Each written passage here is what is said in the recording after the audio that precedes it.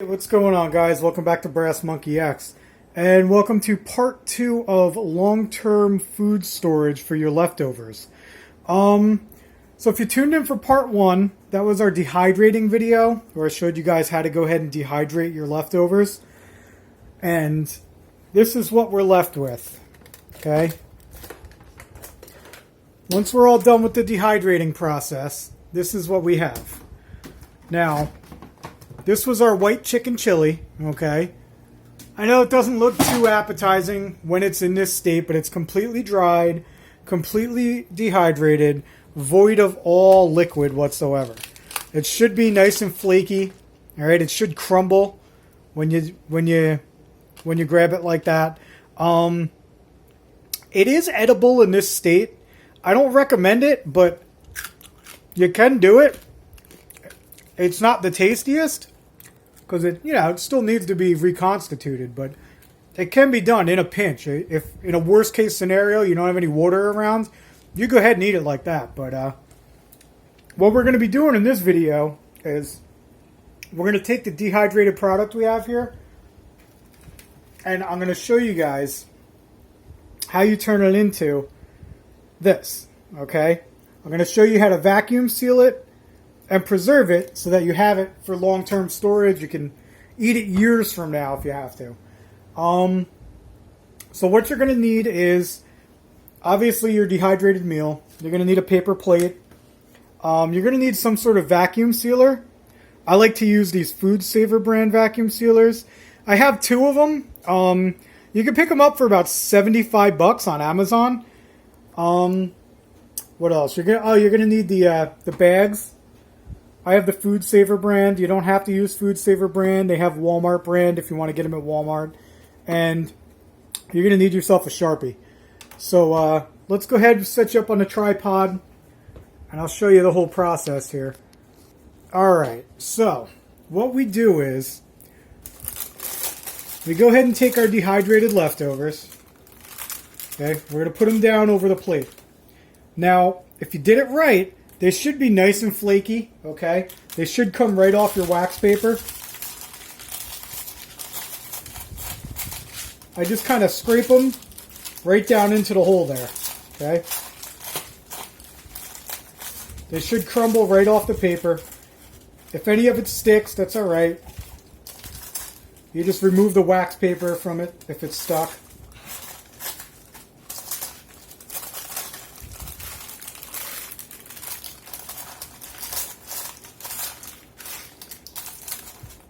Yeah, the hole in the middle there is pretty convenient. You just kind of unstick it and sift it right through the hole there.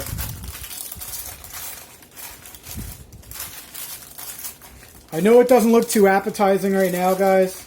Your food shouldn't crumble like this, but I'm going to do a video and show you how I reconstitute these meals. I'm going to boil one up on the stove for you and show you what it looks like when you add the water back to it. And you'd never know the difference. You'd never know after you reconstitute it. You'd never know how old it is, because it's preserved without the liquid in it, without any water in here. After you dehydrate it, there's nothing to spoil. There's nothing that the bacteria or anything can use to make your food go bad. So it's going to stay for years to come. I mean, it's not as good as freeze drying your food, but who can afford a freeze dryer, guys? Freeze dryers are like thousands of dollars. I mean, dehydrator is definitely the next best thing. So, alright, once you got your food all out on the paper plate here, what you're going to do is set this off to the side. Okay, I'll bring in my Food Saver, show you what we do here. Okay. Now your bags, they're going to come in different sizes. For doing these meals in particular, I like to use the 11-inch ones. They also have like 8-inch bags, but I like the 11. It seems to work out perfect. If you look on the bags, no matter what brand you get, I know it's hard to see, but there's little hash marks. There's one there, there's one there. It's so you can size out the different bags when you cut them. Okay? I like to do it when I'm making these, I go 2 hash marks, okay? So I go to the second hash mark there, and I go ahead and cut it off, okay? So now we have this size bag. Then you got to go ahead and seal up your bag, okay? You place it in here, close the lid down, lock it in place. You're going to hit the button that says seal. You don't have to vacuum seal it yet, you're just sealing it. You got to give it a few seconds, heats it up, and it's going to go ahead and seal.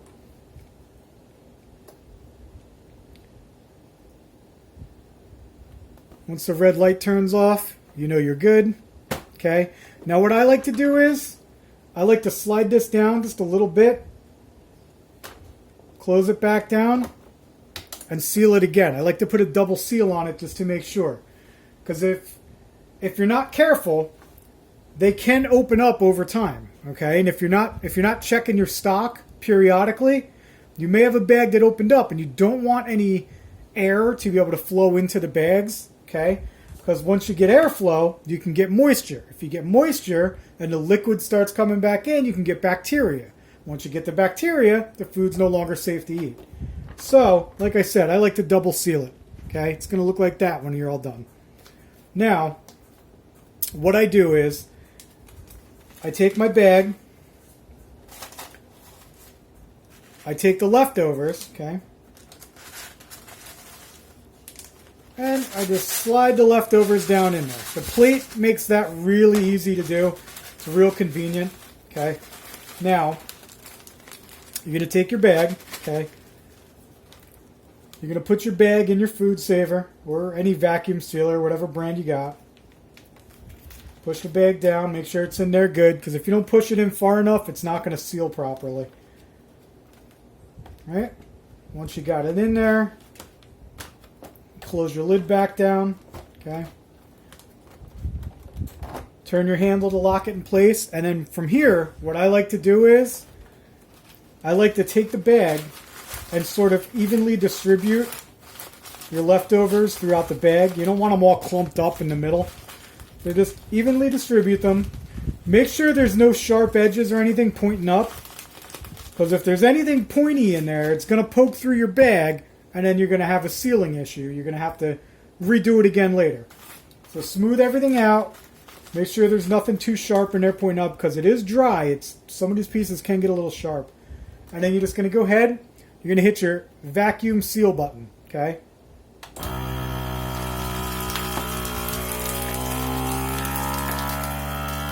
The machine's going to go ahead and suck all the air out of that bag. As soon as all the air is out, it goes ahead and it seals it up. You'll wait for both of your lights to turn off, the seal light and the vacuum seal light. As soon as those turn off, it's done. You can go ahead and unlock it. Okay. Then again, I like to slide it down just a little bit. Okay. Lock it back down. Put an extra seal on it just to be safe.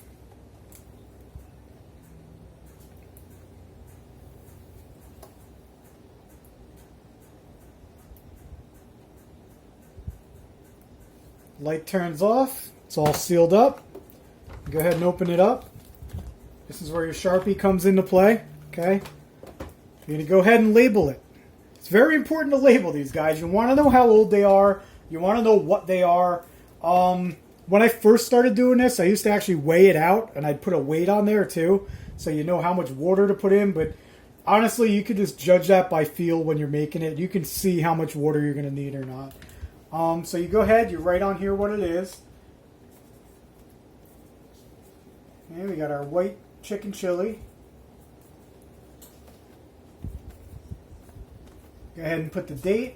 I just put the whatever month it is and the year. You don't have to get real specific with it. So it's September. We're going to go ahead and put 9/21. And there you have it, guys.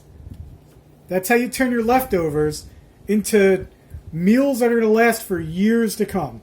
Whether you're storing them up for SHTF or just making camping or backpacking meals or whatever you want to do with them, guys. Maybe you just want to give them out to needy people. I don't know. Whatever you want to do. Quick tip.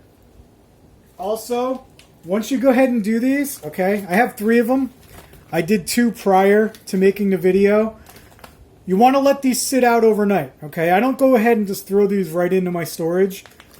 Once I do these, I take them, I put them off to the side, I'll leave them out on my kitchen counter overnight. Make sure the seals are good. If you wake up in the morning and one of those seals is bad, go ahead and redo it, okay? Sometimes it's because it's so dry that some of the food will poke through, okay? If that's the case, what I do is I'll trim this down and I will put this bag inside of a new bag. That way it's got double protection. Like I can feel already this one didn't seal properly. I'm going to have to redo this one tomorrow. But like I said, leave them out overnight. Make sure they're sealed. If they're not, reseal them. And then you can go ahead, store them away, and they're good for years. But yeah, that's it, guys. That's all I got for you. Thanks for tuning in, and we'll catch you next time.